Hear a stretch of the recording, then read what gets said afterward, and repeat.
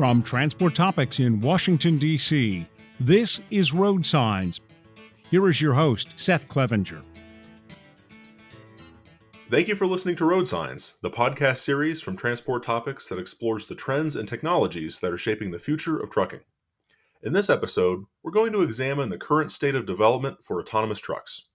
We've seen and heard a lot about self-driving trucks over the past several years as tech companies, startups, OEMs, and suppliers have invested in various forms of this technology. But how and where could autonomous trucks fit into the freight transportation industry? And what will it take to make that vision a reality? We'll set out to answer those questions in this episode, which is part one of a RoadSigns mini-series on autonomous trucking. But before we dive into today's topic, I'd like to invite you to subscribe to Transport Topics to gain exclusive access to our top 100 lists, quarterly magazines, and other trucking industry news. To subscribe, visit ttn.ws/ttsubscribe. You can also text TT-subscribe to 571-622-0001. To learn more about autonomous truck development, we're going to hear from two industry experts who participated in Transport Topics' Automate virtual event in December. Later in the program, we'll play my interview with Becker, CEO of autonomous driving software firm Apex.ai.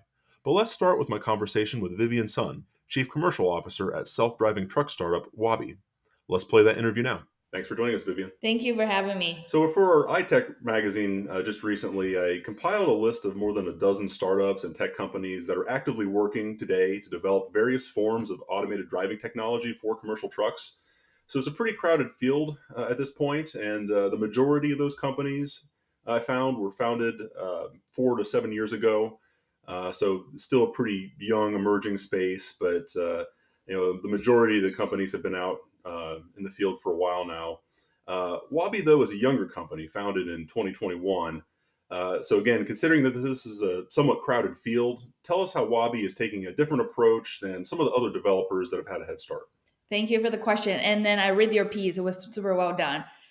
So yeah, as you said, this is a space that actually grabbed a lot of attention, and people start to realize that automation will start with trucking and starting with trucking at large. So the industry definitely have made tremendous progress, and that fact, of self-driving trucking utilizing the technology is one testament of that. And I personally have been in this space this is my 6th or 7th year in this space. I personally have witnessed a lot of the growth that we have experienced together as an industry. When I first joined industry, the question was if this is real, if it's ready, if this is something for us. Now the question is where, when, how many. So the people are definitely shifting a lot of their perspective from the old days to how do we utilize the technology to better assist my business.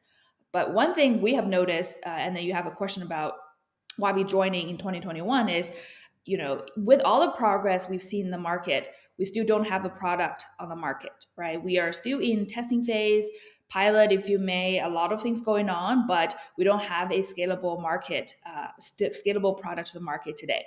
So that's why this is actually a perfect opportunity for Waabi to join, to offer a next generation AV 2.0, if you may, to solve the problem at scale with a much, much lower cost, right? So this actually is a perfect timing since the market is much more educated, as we talk about, but also craving for a new solution that is much more open, collaborative, right? People now really crave a solution, not only from a technology perspective, but also from a partnership perspective. Can we be open, transparent about the technology so we can bring customer along with the journey?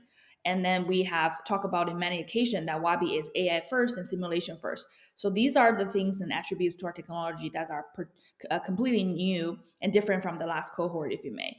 So we're super excited, and we believe this is actually perfect timing to give the market even more excitement to showcase the strength of our technology and the benefit of self-driving at large. Well, I think back to say 2015, 2016, and I do remember when this was a very futuristic idea. It didn't seem like something that was right around the corner, and it's proven to be a challenge to develop this technology. And I'd argue that perhaps some analysts and the outside observers maybe underestimated the technical challenge, because it is a great technical challenge. But that being said, to your point, much more real, much more tangible today with the development work that's taken place. And many trucking companies, of course, are involved in pilots and testing, and are I think more interested in this than they were several years ago. I want to pick up on one of the points you made about Waabi, really describing its development process as an AI first approach, and I know there's a focus on developing a virtual driver that can generalize and apply what it's learned to situations and scenarios it hasn't seen before. Kind of getting to the quintessential challenge of edge cases in self driving, where there's all these rare events that can happen out on the road that perhaps you'll never be able to predict everything that can happen.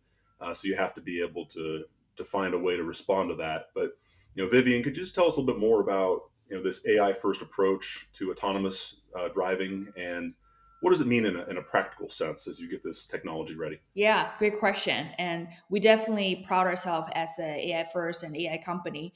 That really is originated from our founder and CEO, Raquel. She has over 20 years of experience in AI field, self-driving, and really has been pushing the envelope for many years as a successful entrepreneur, successful scientist, and academia professor as well. So I think this really originated from her decades of experience and her team pushing the technology, right? Really helping the industry moving forward. What it means to be AI first is really leveraging deep learning, probabilistic inference, and complex optimization.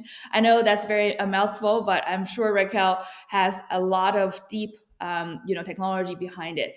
What that results to us is an end-to-end trainable system that is interpretable and capable of very complex reasoning. And you have covered our Waabi driver launch just a couple of weeks ago, which is our core product.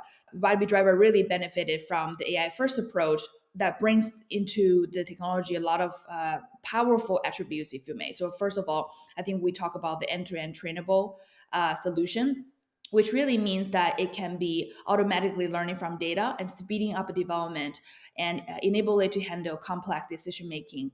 Right. So that's first of the attributes. Secondly, it's interpretable. When people hear about AI first, the first question they pop into their head is, oh, is it a black box? Actually, this is not a black box. It's contrary to that. We have combined the two best of the best, right? From the old generation, which is interpretable, and then the AI, which is much more automation, right? So putting the two together, our system actually interpretable. We are able to track every single decision it makes so that the regulators, for example, our customer is able to validate, and also helps out with the whole VME process. And we talk about the scalability, right? So our system definitely boasts around its superior generalization capabilities. We're able to capture a lot of the decision making, capture a lot of the processes in our autonomous system, autonomous stack, if you may, that even before the system hit the road, we're able to handle very different geographic locations, different use cases. And that is really the bottom line of how to self-driving, the long tail of self-driving, if you may. And lastly, I think the self-driving system we are building, the Waabi driver, is very flexible. One of the pain point I think you have may heard in the industry is the how to keep up the hardware and software together, right? You develop this hardware, probably a year-long time of developing it, designing it, putting the truck. Now it become outdated when you have a software that is even newer generation. So the AI first approach or the Waabi driver system actually is very flexible in that perspective. We're able to combine our self-driving development from software perspective and hardware together very, very nicely and very organically. So our system can be adaptable to multiple sensor configuration.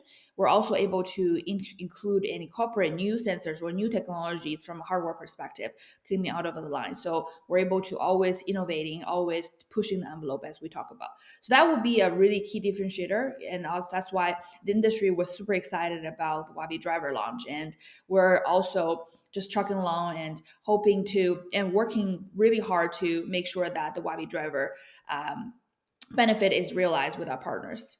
And another aspect of Waabi's technology development that I find quite fascinating is the focus on simulation. So Waabi has built a simulator called Waabi World to test and train the autonomous driving system. how to handle various situations the vehicle might encounter out on the road. You can test and see how it's working. So a lot of the testing is happening in simulation rather than out on the road. Physically, there's clearly there'll be some of that too, but a lot of that's being done more on the front end, on the simulation side. So could you just provide us more detail on how you're using simulation to test and develop your virtual driver? Absolutely. We're very proud of our simulator, the Waabi World. And I love the name. It's actually pretty clever, don't you think? Sounds It's like a theme park. Yeah. Yeah, exactly. You have the real world, you have the Waabi world, and we're able to prove actually the Waabi world is very similar and if not the same as the real world. So I think we could talk about the pain point of industry today is this large amount of capital, right? You need it, and thousands of people in the organization, and millions of miles on the road. You need to test and validate your system, which have proven out to be a pretty cumbersome process and sometimes even unsafe. So I think the Waabi world really leveraging the benefit of a very, very powerful industry most advanced simulator to be able to really address these pain points, right? We're able to create the real world through a very realistic digital twin process and really at the cost of fracture of the cost you're running the vehicle on the road. Also, the other benefit you mentioned, the corner cases, right? Your system, as it gets better, is even harder and harder to find these corner cases. Sometimes you may take hundreds of vehicles on the road for millions of miles, and many years to do that. So the Waabi world definitely split that process by able to do the parallel processings and simulation of different scenarios, different geographic locations, different weathers, for example, in simulation. And that resulted into a much more cost-efficient process, much more safer, and to be honest, much more rapid development to release our system to the road. So we're really proud of it. However, you also mentioned real world driving. I want to mention that we're not just limited to our simulator, our Waabi world, as long as powerful as it is, we also have the real world component. So how do we use the real world combined with our simulator is that we will do a big bulk of our development testing, if you may, in our simulator. And when we release the system to the road, it's much more complicated and that's much more safe to be released. So the real world driving to us is more and more validation verification if people are familiar with the automotive processes. So really that's the final step when you have a product that's more mature and ready for, I would say, last bit of tweaks and changes. And that's exactly how we use the real world driving. And as you know, that's going to be benefiting to all of us in terms of being much safer and being much more cost efficient. So overall, if you think about a pyramid, traditionally you're doing a lot of the real world driving, right? A little bit of course testing, a little bit of simulation. We're doing flipping that pyramid, right? We're doing a lot of simulation. We're doing very significant close course testing. And then when we release to the road, the real world driving is relatively small portion of our process. But with that being said, we're still incorporating all the three elements of a normal development process. Yeah. Well, thank you for that overview. And like I said, it is an interesting, unique approach to developing the technology. And I also want to take a little bit of time to talk about deployment models and business cases for autonomous trucks, because different companies are pursuing different use cases. They're applying the technology in different ways. In Waabi's case, you're focused on fully autonomous unmanned operation in hub-to-hub routes. Mainly highway driving, but on these hub-to-hub routes. Why do you see that as the right starting point for autonomous trucking? Yeah, definitely. First of all, I just want to say I'm super proud of the progress we made in industry.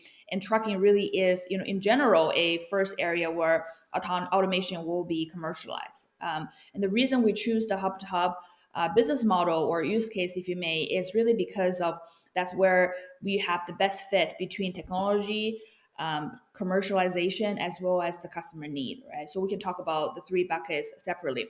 From a technology perspective, the hub-to-hub miles or hub-to-hub business model really capture the long stretch of highway, right? These routes are more repetitive. So the highway from, let's say, Arizona, Texas, or California is not so different than Florida or New York City, even though there are differences, obviously, that we are going to address. And the AI first approach is going to enable us to be better at the generalization. But you can argue that it's very relatively constrained environment versus driving in let's say, condensed urban center, right?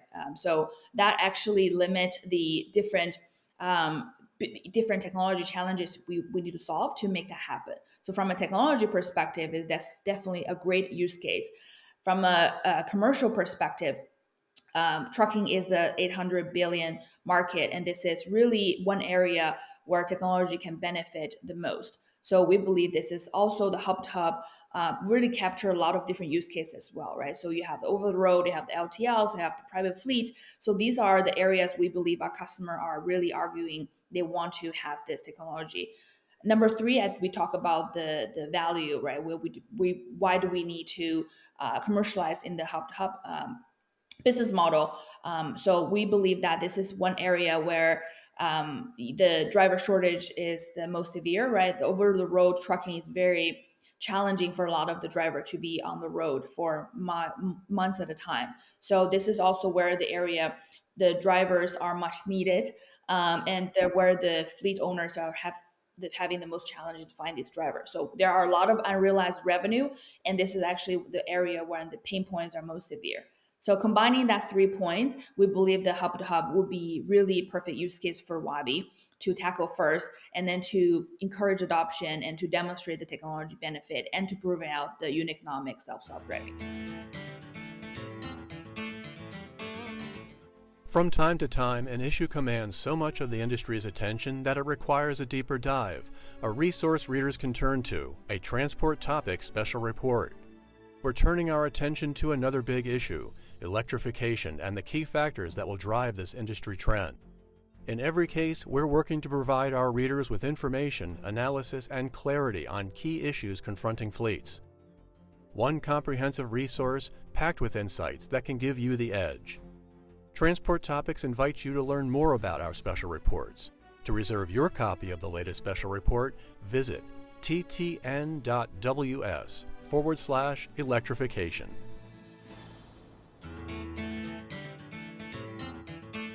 I did want to go back to one of the topics we started talking about a little bit earlier in the conversation, and that's just sort of how far we've come over the last, say, 7 years or so. Vivian, of course, you were a vice president at TuSimple before you joined Waabi. TuSimple, of course, is one of the earlier startups that has since gone public, and one of those dozen plus companies that's in this space today. But when you think back to again, say 2016 or so, and all the demonstrations and investment, testing, fleet pilots we've seen, autonomous trucking seems more real than ever. And again, we haven't reached commercial deployment, at any scale. So I guess, from your perspective, having been working on this challenge for, a number of years now, how much has the conversation changed in the industry? And how much closer are we to the, sort of that end goal and reaching that vision of autonomous trucking in certain elements of the trucking industry? Yeah, I think you yourself also have witnessed the growth of the industry, along with me and many other people who are passionate about the industry. And I always say the change is tremendous. The change is something that we're able to witness in a short amount of time. Don't get me wrong, this is a very long time in self-driving, but in the normal years of any evolvement, this is really rapid. So as I talk about, when I first joined the industry, the conversation was about if, and now is about when and how many. And I'm not joking about it. And in my career, I have met and worked closely with so many business leaders, CEOs, executives, maintenance staff, right? So every single element of a trucking operation, people are extremely curious and extremely passionate about the benefit and what could change industry for the better. So, for example, right, when we first joined the industry, people are more focusing on, the self-driving technology and what does it mean for a lot of us. Now, I think you've seen a lot of different partnership in terms of integration, right? So people kind of assume is going to happen, and we're talking about how do we integrate it? What does it mean for our infrastructure? What does it mean for our insurance providers? What does it mean for our service staff, right? So a lot of the things need to happen in order to make a technology successful. So I think people are now in the mode of problem solving, as a collective industry. And I'm super, super excited to see more of that as well, right? So that is really a testament to seeing the shift. Now people are more concerned about, oh my God, if the technology comes, in a certain amount of time, am I ready? Am I ready? Am I from an executive level to the manager level to the staff on the floor in, let's say, Dallas, San Antonio, or many different cities? How do I make sure my organization is ready for this change, what I call change management? So that's really why Waabi, I think, believes in the openness and transparency, and also bring customer to the journey, right? Because I think we all can recognize the industry does make really great progress in the last couple of years, but we can do better in terms of bringing people along for the journey and open up under the hood and see, how do I help people, how do I let other people to help us. So that's something myself and the Waabi team is very, very passionate about. Is we want to be able to extremely be open, transparent, and say, okay, fleet owners, executives, maintenance staff, can you help us to understand what does it mean to be running autonomous fleet? And then together we can design something that can help you to be ready for the future. So that's something I think the industry will be also continuously focusing on in the next 2 to 3 years, to be ready for that change as an industry and as an organization. Sure. Also, when you look out on maybe the near term horizon, there are some challenges, I think, with overall business conditions, not just for self driving technology, but really for the economy as a whole. Most analysts are predicting at least a mild recession next year, and then specifically in the autonomous vehicle space, there is some pessimism out there, and I think that. We've seen longer than expected timelines from some companies. A lot of that in the passenger car space, focused on getting to commercialization. And as we mentioned earlier, it's not such an easy thing to do, right? It takes time to prepare technology like this.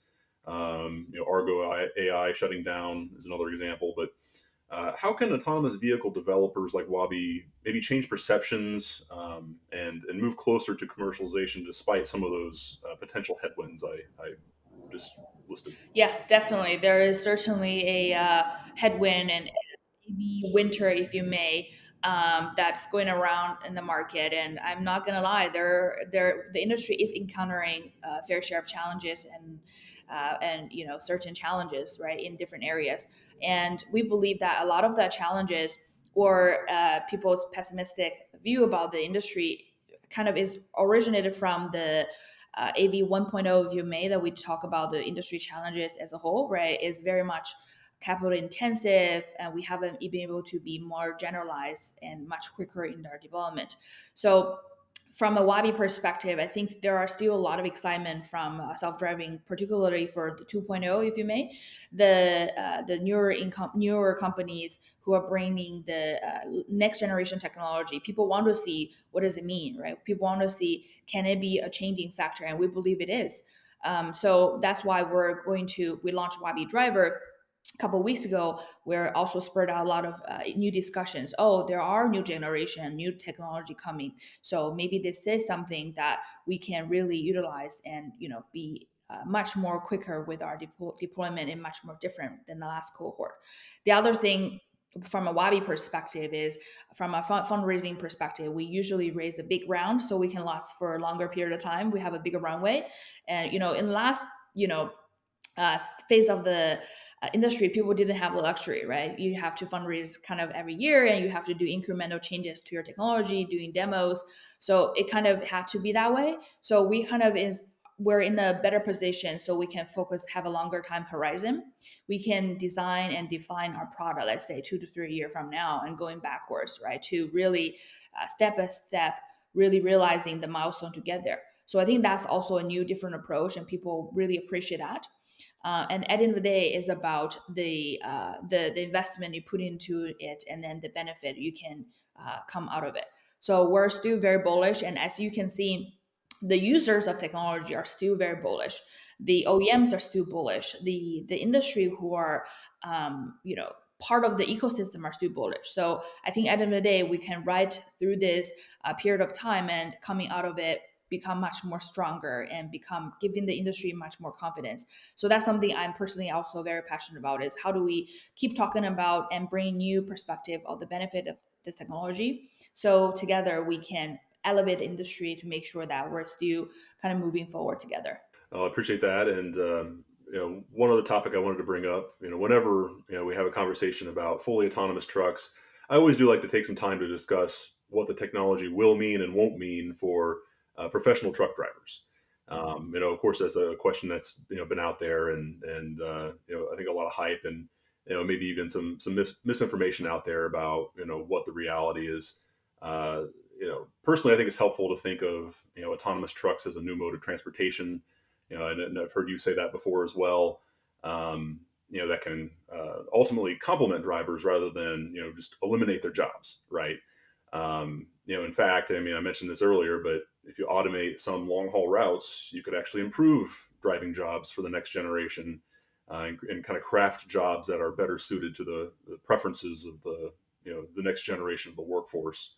But that's my perspective. Tell us how you envision automation and professional drivers working together in the future, and how might this actually help the trucking industry create jobs that are more appealing to future truck drivers?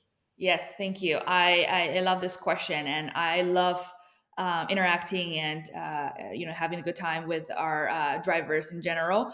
I was just at the Women in Trucking event a couple of weeks ago in Dallas, and seen so many passionate and just lovely people all over the board. So this is one topic that I think a lot of us have contributing to this conversation, and I completely agree with you, right? That's why we want to automate the hub top miles, where really you're out there as a driver months at a time, where you're far away from your home, right? So the home time is really important as a whole in the industry.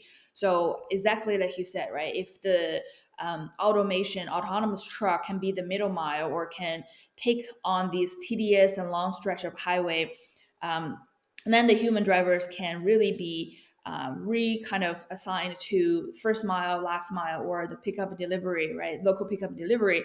That definitely contributed to better lifestyle overall. Where they can go back home every day, and together as a cohesive, organization or cohesive ecosystem, we can, be better for a better supply chain, better, lifestyle for the drivers, and overall more efficient. And we believe that this is complementary to the drivers. And we talk about the rollout of self-driving is going to be gradual, right? At different regions, at different pace. So throughout that process, we can build a very collaborative approach to the driver community on how do we work together as a whole. And one thing, as you know, I'm also talk about here is we want to also invite our drivers or the driver community as a whole to help us develop a better product. So we don't want to build a autonomous truck or autonomous driver, in the dark, where there is so much wealth from the driver community that they can share with us. So that's one thing we believe we should do better as a whole, is to incorporate them into the processes, build a relationship that's collaborative, right? Instead of contradictory to each other. It is also something we need as industry, as a self-driving company, to learn from the best of the best driver out there. They can teach us to make a better and safer system. So yeah, we believe that if a driver want to enter a workforce today as a truck driver, they can retire as one, because it's going to be a hybrid mode for many years. And together, this is all for the better logistics system, and they can also enjoy the benefit of self-driving as a driver force as well. And that's very helpful, and I appreciate that conversation, because even to this day, I think there's been a lot of knowledge gained, and more nuance around the conversation, but it's still a question that comes up a lot, and I think it's important that we always discuss that. But before I let you go, Vivian, I just wanted to take a moment to ask you, what's next for Waabi as you move toward commercialization in the future? What technical and business obstacles do you still need to overcome, as you move forward, and when will you know when the technology is ready for commercial deployment with truck manufacturers and fleet customers? Yeah, great question. That's a great way to summarize that conversation. I think in the Waabi driver launch, we mentioned we believe in pre-factory installation, right? We want to work with OEMs to integrate our Waabi driver our Waabi driver system at the factory level. We believe that's the only way you can do this, roll out safely, reliably at scale. So that's something we're super passionate about, right? It's something that we are working very collaboratively with the industry. That's also one of the biggest milestones, I would say, for us and for our OEM partners, is to be able to finish that integration, complete all the tests necessary to make sure that we release a safety product to the road. The other thing very important for Waabi is to be able to continuously proven out our technology. Now we have announced Waabi Driver. Really, we want to be able to showcase continuously the benefit and the differentiator of Waabi Driver. We talk about a lot of the generalization capabilities, cost efficiency, right, the scalability. These are the things we need to come back to the industry with proof and then continuously elevate industry and inject more confidence, as we talked before. So overall, right, collaboration with the industry, proving out the technology, and then integrating with the OEMs. So that's going to be a theme across the next few years, and we're very excited to show the world what we have planned for the future. All right. Well, it'll be fun to watch. Thank you very much for taking the time for this conversation, Vivian. I always enjoy hearing your insights and having the conversation. So thanks again for joining us. Thank you so much, Seth. That's been great, and thank you for all the thoughtful questions.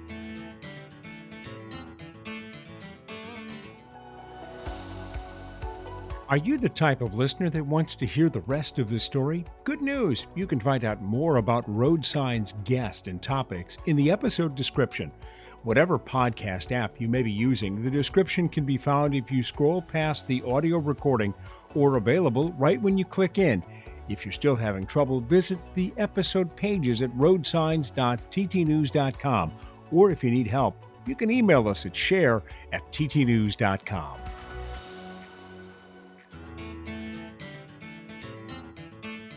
Welcome back to Road Signs. Next up, we're going to play my interview with autonomous vehicle pioneer Jan Becker. Jan is currently CEO and co-founder of Apex.ai, which provides software development kits for driver assist and autonomous driving systems. So thank you for joining the program, Jan. I'm really eager to get into this. Thanks, Seth. Thanks for having me. So during the past several years, we've seen a lot of progress in the development and testing of autonomous driving technology, specifically for the trucking industry. But it's clear that it's not a simple task to move past that R&D stage and reach full commercial production in real significant volumes. So from your perspective, what will it take for autonomous driving system developers to kind of cross that hurdle and bring their technology to market? Mm-hmm. So the final development of any technology, but specifically pertaining to driver assistance and autonomous driving, is always the hard part. It's this 80-20 rule, where in the first 20% of the time you make 80% of the progress, and at the end the S curve becomes very flat, and it takes a lot of additional time to simply robustify technology, to harden technology, to make sure all the different corner cases are addressed, and that's exactly the phase we are currently in. We as a development community, with respect to making autonomous driving robust and reliable. Yeah, so that I think that one example of that would be edge cases. We hear so much about planning for the unexpected events and the very rare scenarios you might encounter out on the road. That's usually identified as one of the key technical barriers for deploying this technology on public roads. Just is kind of speaking to your 80-20 rule. Do you feel like those edge cases are a big part of that when it comes to autonomous driving? Of course, and ultimately we need to design our systems such that, with keeping in mind that we will never be able to fully, in advance, be able to identify all edge cases and all corner cases, but we then need to design the systems such that they always default into a safe state. They can also deal with internal errors. There will always be parts of the system, like a sensor, that may fail, or external events may happen, from a rock hitting the windscreen, to a flat tire, to a sensor malfunctioning. And again, the key is then to design a system such that the overall system maintains and retains some kind of operational level, despite parts of the system seeing a failure or having some kind of other outage. So it overall pertains to designing a safe and reliable overall system and dealing with individual errors. For sure, and I think that generally speaking, maybe if you rewind the clock 5, 6, 7 years, perhaps some of the observers maybe underestimated the technical challenge of autonomous driving. This is not easy. This is very difficult, and that's played out, I think, in the real world with the testing and development that continues to this day. So I want to talk a little bit more about your company, Apex.ai. So you're providing software development kits for ADAS and autonomous driving technology with this focus on enabling software-defined vehicles. So just tell us what that means and why is that important for AV development? Sure. AV developers are typically expert in their specific domain. So in the trucking case, they know how to address long haul trucking or last mile delivery or robo shuttles or robo taxis or ADAS development. So they are very much focused on their specific domain and their specific use case. We develop base software for software defined vehicles that essentially consist of a set of libraries that are robust, reliable, and safety certified that take care of all the underlying base software needs. So that ranges from reading in data from sensors to starting processes, transporting data between the sensors and the processor, between processors on one SoC, between SoCs, between ECUs, and doing over-the-air update, doing firmware updates. So all the base software needs that all software-defined vehicles, all software-defined mobility systems ultimately need, and such that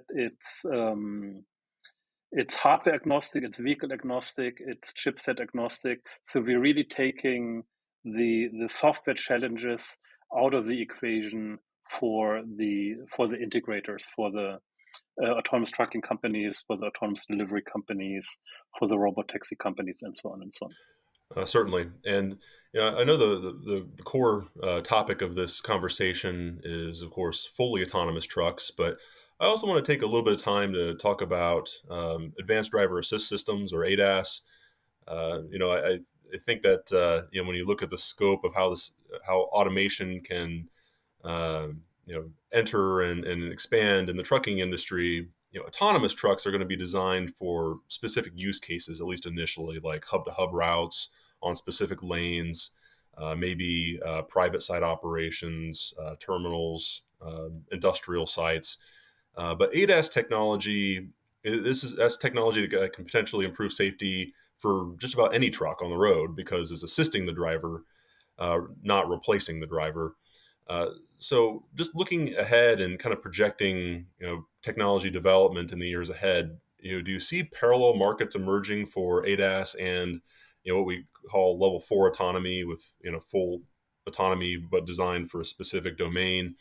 And where do you see both ADAS and full autonomy being deployed in the trucking industry? Mm-hmm.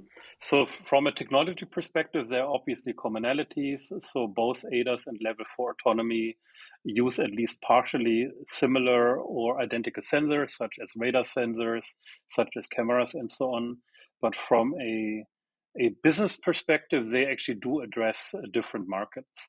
So ADAS, obviously, as you also pointed it out, still needs and relies on the driver, and then provides additional safety features or convenience features to that driver. So either making it more convenient, for instance, in the case of an adaptive cruise control system, to just drive long haul trucks over extended periods of time. Safety features such as forward collision warning or automatic emergency braking then assist the drivers in dangerous situations, whereas level 4 autonomy takes completely the load away from the driver, either for periods of the drive or the complete drive. So, for instance, I can easily imagine a human driver and an autonomous driving system complementing each other for long haul trucking, where the autonomous system completely drives the truck on the freeway at night, whereas then the driver takes care of driving it onto the freeway, back into the dock, for instance. Yeah, and I think it's interesting to consider all the different ways that the technology can play out, because there are so many opportunities to build on today's driver assist capabilities, collision mitigation, adaptive cruise control, and expand it from there with steering assistance and more capable assistance, while still relying on the driver in that case. Of course, I mentioned level 4 earlier, so we're already getting into these levels of autonomy that I think there's been kind of this widespread education in the trucking industry as some of these technologies have been in development, and in some cases with ADAS commercially available. What are these levels and what do they mean? Just sort of a way to understand the not just a scale, but the different levels of capabilities that some of these technologies bring. And so it happens, Jan, you were one of the original authors of these SAE levels of automated driving, that we talk about. So I thought it'd be fun to ask, for you to look back, over the years that have passed. How has the AV industry evolved, compared to what you envisioned at the time? Putting together these levels of automation to kind of put a framework together to understand capabilities, and then look at what we've seen so far in terms of development.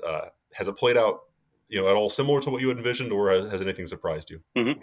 So that actually started. I'm glad you asked. That actually started almost 10 years ago in 2012. And then I think it was over the course of almost 2 years that we iterated in a working group on developing the first set of taxonomy for autonomous driving levels, which then launched as an SAE report in 2014. And I think there have been 3 or 4 iterations since. So back then, there was a lot of hype around level 4 and robotaxis, and a lot of companies and experts and analysts predicted literally millions of robotaxis driving around within 5 years, which would have been 2-3 years ago.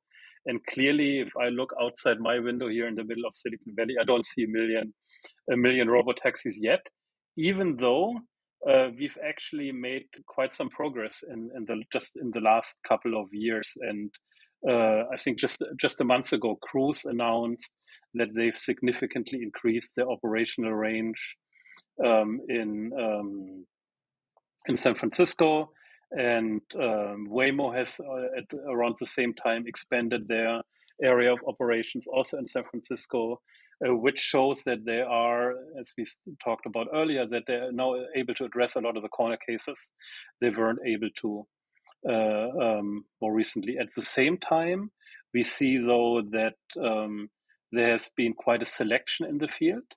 So a lot of the companies that were able to get funding years ago are not getting funding anymore, which to me is simply a sense of the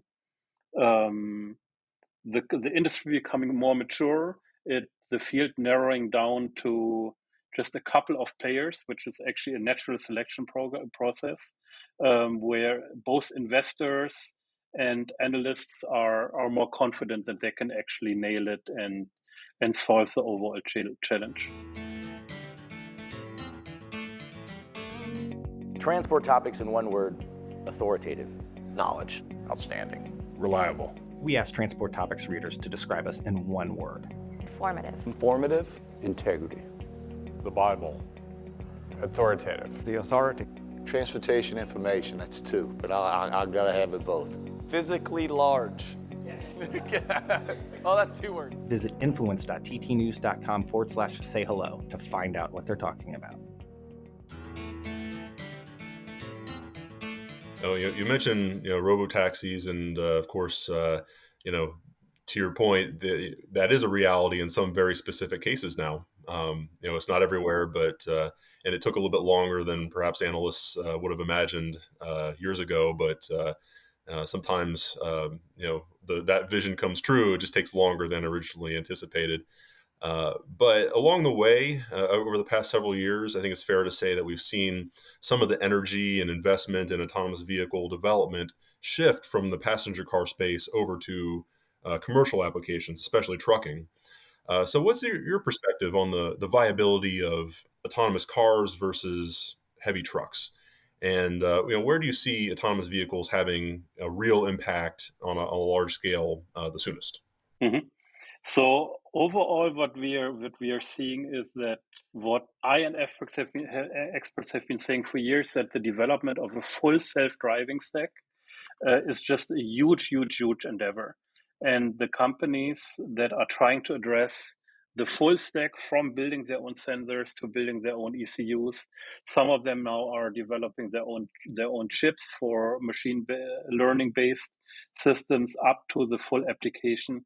That's just a huge task which takes billions of dollars of investment. Um, Having that said, the companies that are willing to partner and willing to take outside solutions to reduce their own internal development effort are actually now the ones, except for like very early adopters like Tesla, who were simply first to market. But the companies that are now willing to partner are the ones that are more likely to succeed. Then, in terms of so that's the technology aspect. Then, in terms of the business aspect, there's a huge win, in my opinion, for autonomous trucking, and a huge chance to win, opposed to robotaxis, because there you have a real business case. There are still tens of thousands of truck drivers missing in the US. I think the latest number I've heard was 80,000, expecting to reach 160,000, so doubling in the next 7-8 years. So that's a huge business opportunity. So it's addressing a real need. Whereas on the robotaxi side, you're still competing with the human driver. So almost everybody can be a taxi driver. Whereas you need to be a professional to be a truck driver, and that's where professional truck drivers are actually missing. So there you can address a real business case, making it then obviously much easier for the trucking industry to um, accept the technology and to incorporate the technology into products, being trucks. Yeah, and there are still quite a few players in the development space in trucking. In fact, I recently put together an article for our quarterly iTech magazine. That just is basically a survey of all the developers and the startups and the technology companies that are actively working to develop autonomous driving technology in one form or another for the trucking industry. And there's more than a dozen companies with some brief, kind of snapshot profiles. So that's still a pretty crowded field. And when you look at the space that's really pursuing this opportunity in the trucking industry, of course, when you look at market conditions today, at least maybe a macroeconomic view, there's some pessimism right now. We've all been seeing high inflation and across the board, and most economists are predicting at least a mild recession next year. That, of course, can create challenges for technology companies, for startups. Argo AI shutting down is an example that I hear coming up a lot. But from your perspective, how can AV developers weather the storm, so to speak, and especially in a field like this where it is very expensive and you can't afford to cut corners because safety is always has to be the top priority? Yeah. I think the key, and I mentioned that before, the key is partnering. So companies focusing on building an application should focus on their key USP, on their key selling point, on their key expertise, which is providing their specific solution. And we also see that in the passenger car industry, that just a couple of years ago, almost all companies try to build everything in-house. And now we see every year an ever increasing openness to partner and to adopt and incorporate outside solutions if it helps to reduce cost and if it helps to shorten time to market. And that's clearly also the key for autonomous driving and autonomous trucking companies. They should focus on what is key to their application, and then adopt and incorporate solutions that are not key to their own offering. Yeah, and we certainly have seen a lot of those partnerships develop with truck manufacturers, for example, and other companies and potential future customers in the trucking industry, all kind of working together with developers in a collaborative way to try to bring the technology to market and address some of the lingering challenges to commercialize it. But there's also I think it's been interesting to see more suppliers enter the AV space. You see that in sensor and software suppliers. It's not just these startup companies who are out there on their own. There's many other suppliers and specific experts that are working with these developers. Companies like Apex.ai are an example of that. That are supporting developers as they work to commercialize both ADAS and autonomous driving. So maybe just tell us a little bit more about how you see that ecosystem, this broader ecosystem of suppliers supporting this this emerging business. Is that a sign of maturation for the AV industry? Exactly. So it's actually quite typical for technology development that in a hype cycle that in the beginning of a hype cycle, almost all players try to address everything, and then players notice that development takes a long time, is very expensive, and not everybody can solve the whole problem. So then an ecosystem develops over time, partnerships develop, and standards develop, which are ultimately enable partnerships, because only through standardization of interfaces, of architectures, partnerships can actually be built upon. And then, finally, I know we're going to run up against time here before too long, but I think it's always important whenever we discuss automation, autonomous driving, autonomous vehicles.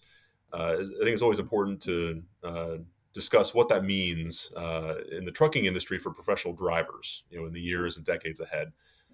So I'll ask you that question, Jan. How do you envision autonomous trucks and human labor working together in the future? I mean, do you see an opportunity for automation, not just to, ease the problems with driver recruiting and turnover rates for trucking companies, but maybe also to improve jobs for truck drivers? How do you see that playing out in the future? Oh, totally. I do see that the human truck driver and the automated system work side by side.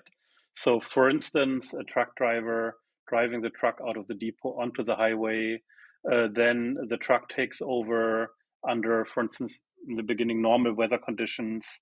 Truck driver can go and prepare coffee, do paperwork, get some rest. Then, let's say, adverse weather conditions come up, the truck driver is alerted ahead of time, has plenty of time to take over, drives through the storm, nice weather again, truck driver takes over again. So the truck driver job can be made much more pleasant.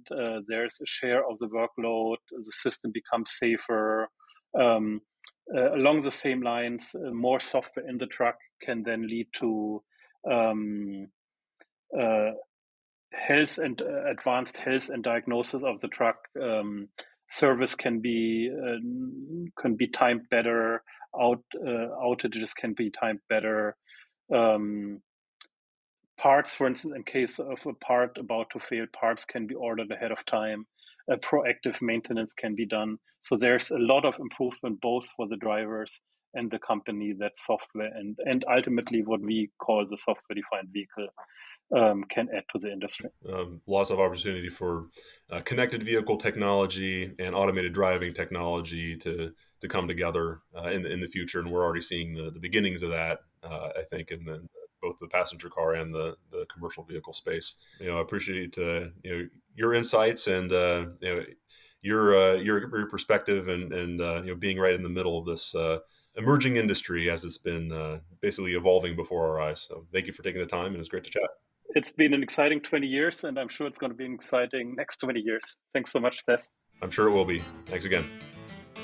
Did you know you can ask Alexa to open Transport Topics? In just 1 minute, you will hear the biggest trucking headlines of that day. Be prepared and start your morning off right with Transport Topics. Before we close, let's take a moment to revisit our original questions. How and where could autonomous trucks fit into the freight transportation industry? And what will it take to make that vision a reality? As we've heard during this episode, autonomous truck developers continue to make progress toward their goal of commercially deploying this technology on large numbers of trucks in the years ahead. Along the way, they're working with truck makers, fleet operators, and other partners to test their self-driving systems and integrate them into the trucking industry.